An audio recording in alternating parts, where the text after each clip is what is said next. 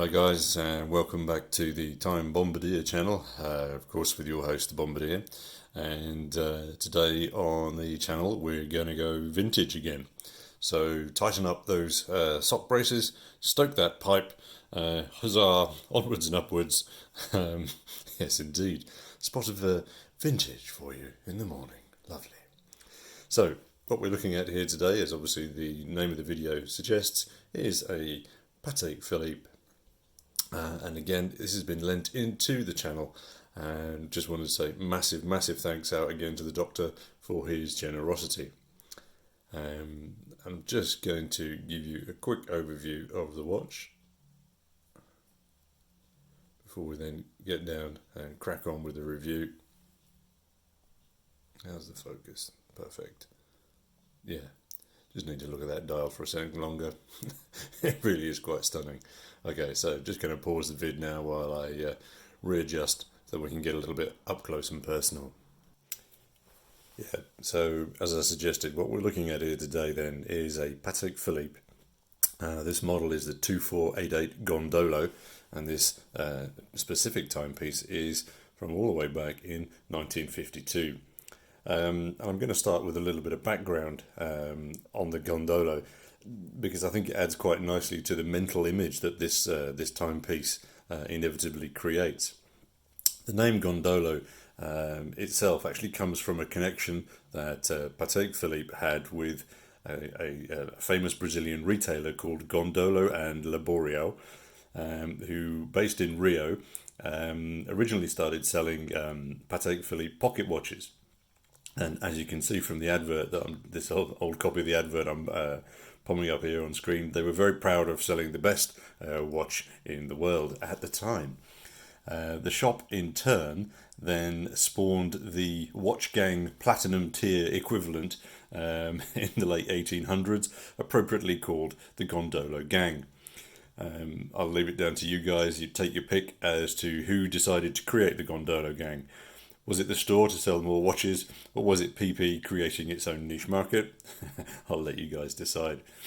Anyway, here's a rather superb photograph of the Gondolo Gang doing what all gangsters do, having a picnic by the river, sporting some fine mustachios and these members-only club membership denoted by these rather comical stag night Patek sombreros. It seems that PP sold up to a third of their watches in Brazil at the time, with many probably going through the unique lottery system that the Gondolo Gang had set up for themselves. Unfortunately though, I don't think this 248 Gondolo was probably owned by one of those mustachioed fellows. Clearly, as I suggested from before, that this comes from the 1950s. But the romantic side of me does rather hope that the first owner of this watch was an Errol Flynn type rather than, say, a banker. On to the watch itself. Again, as if you've seen any of my other videos, you'll know full well that I have never owned a Patek Philippe, probably never will, and I've also never owned a non-round dress watch. The reason being is I often find the rectangulars are too narrow, and the dial as a consequence seems to get a little bit too cluttered, but it's very much not the case here at all. This little rectangle, let me just make sure the focus is as spot on as possible, thank you. So this little rectangle oozes, simply oozes Art Deco and panache out of every pore.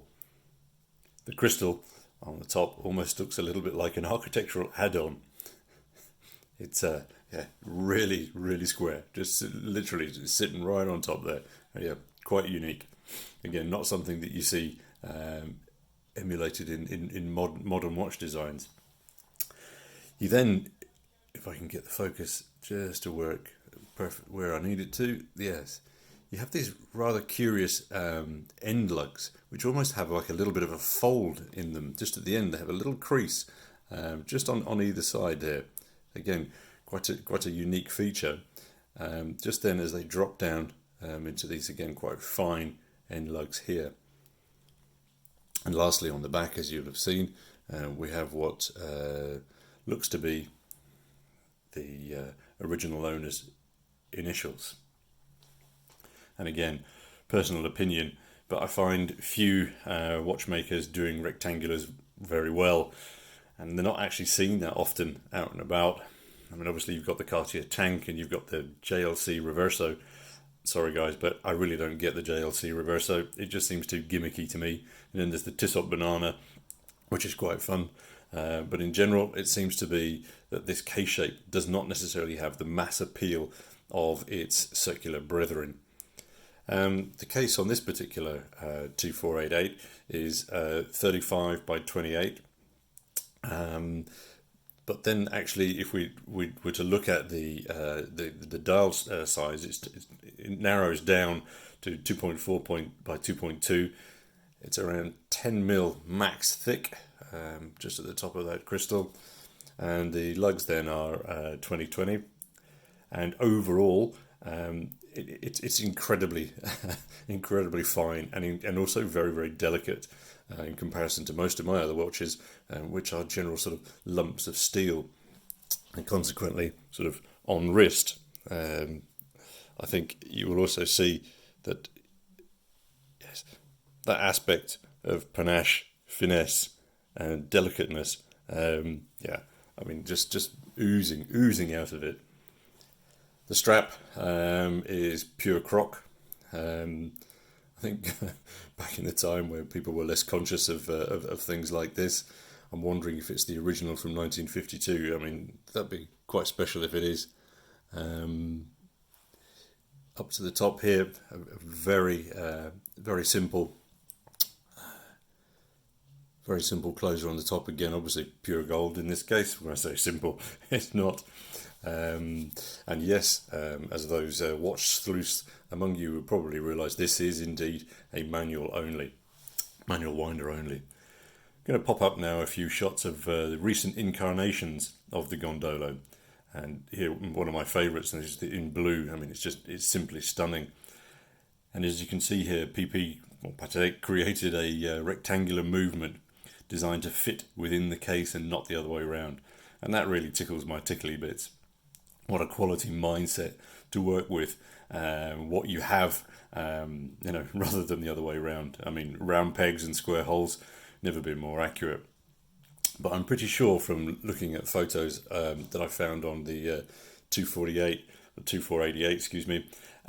that this particular one, I found this shot on Houdinki, it actually has a circular movement inside. And sorry guys, but as this isn't my watch, I'm not going to be popping the back off to check. So please do correct me down below if you know otherwise.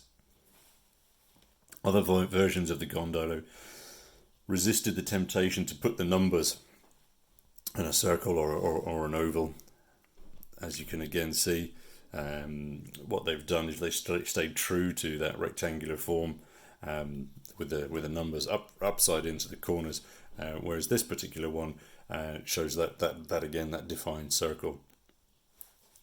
You note again, small seconds replacing the 6 o'clock marker. I think reduces the negative impact of it being too symmetric. If that small seconds edition wasn't there.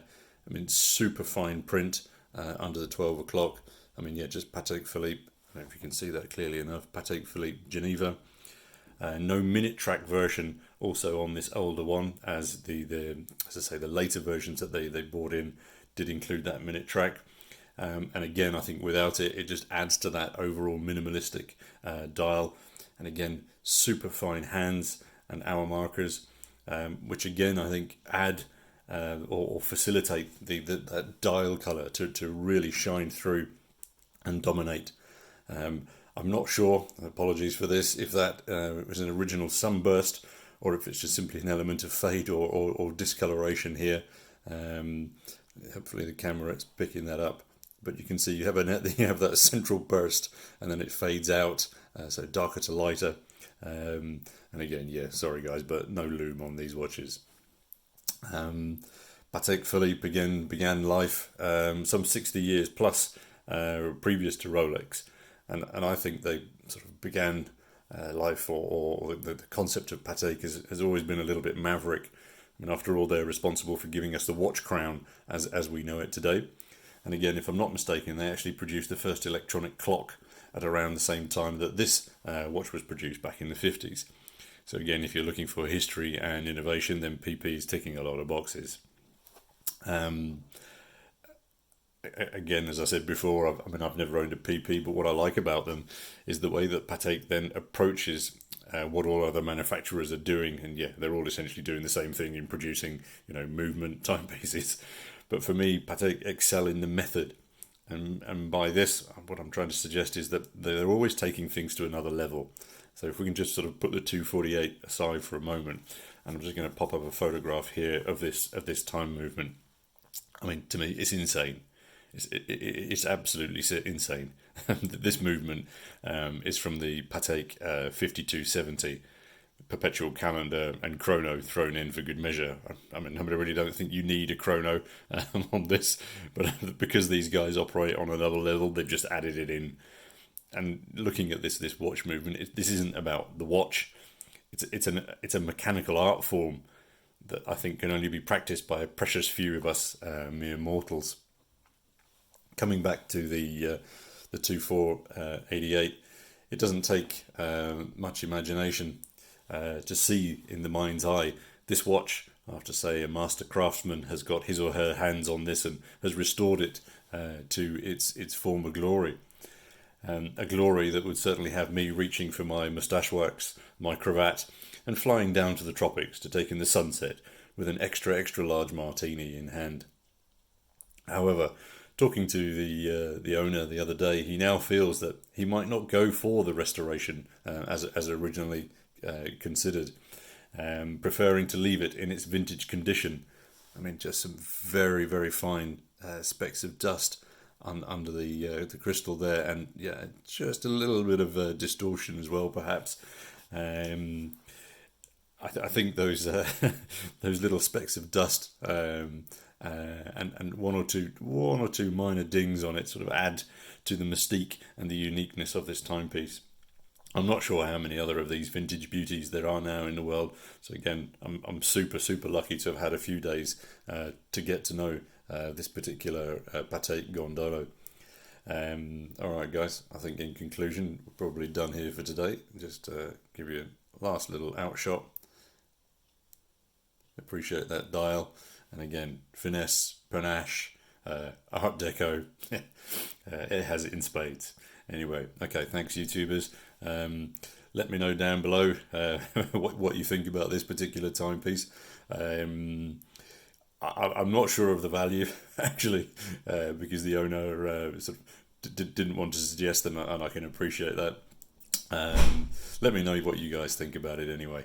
Look forward to hearing your comments, and as always, until the next time, this is your host, the Bombardier, signing off. Cheers, guys.